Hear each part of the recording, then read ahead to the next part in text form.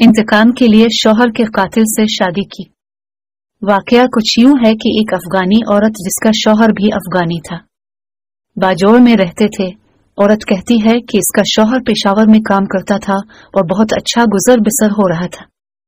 मेरे शौहर का एक दोस्त था जिनके साथ बहुत गहरी दोस्ती थी, और मेरा शौहर जब पेशावर से पैसे भेजता था तो अपने दोस्त के जरिए भेजता था और दोस्त के पास कुछ रकम रखवाता था कि उनके पास मेरे पैसे जमा होते रहेंगे और जब जरूरत होगी मैं उनसे अपने पैसे ले लूंगा। और उनके पास अच्छी खासी रकम जमा हो गई। एक दिन मेरे शौहर को पैसों की जरूरत पड़ गई तो दोस्त से पैसे मांगने लगा, तो दोस्त ने कहा कि पैसे मैं दे देता हूं, आपकी तबीयत ठीक नहीं लग रही इसलिए दवाई खाएं। और साथ मेरे शौहर को इंजेक्शन भी लगा दी और मेरे शौहर को कहा कि यह दवाई घर जाकर भी ले लेना। घर आकर मेरे शौहर की तबीयत बिगड़ गई और उसकी मौत वाक़ई हो गई। चंद अरसे बाद मैंने गुलिस्तान खान जो मेरे शौहर का दोस्त था, मैंने इससे पैसे मांगे जो मेरा शौहर उसके पास हर महीने रखवाता था।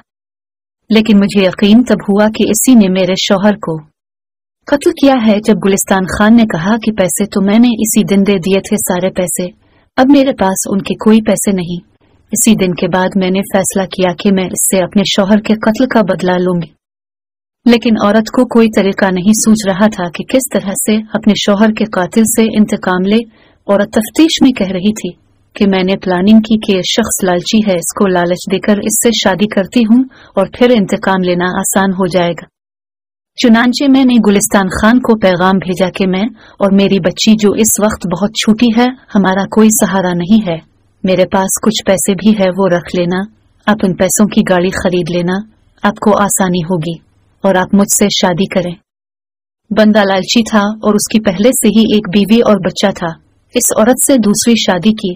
औरत कहती है कि अपने शौहर के कातिल के साथ में 2 साल तक रही, लेकिन मुझे कभी मौका नहीं मिला।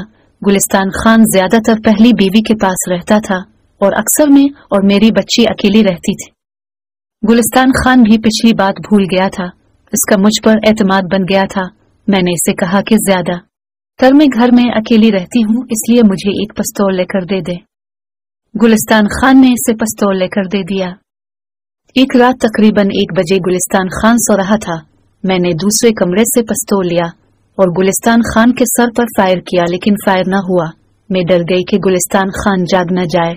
मैं दूसरे कमरे में गई और दोबारा पिस्तौल लोड किया और फिर आकर गुलिस्तान खान के सर पर फायर किया और एक फायर उसके कंधे पर किया। गुलिस्तान खान इसी टाइम फौत हो गया।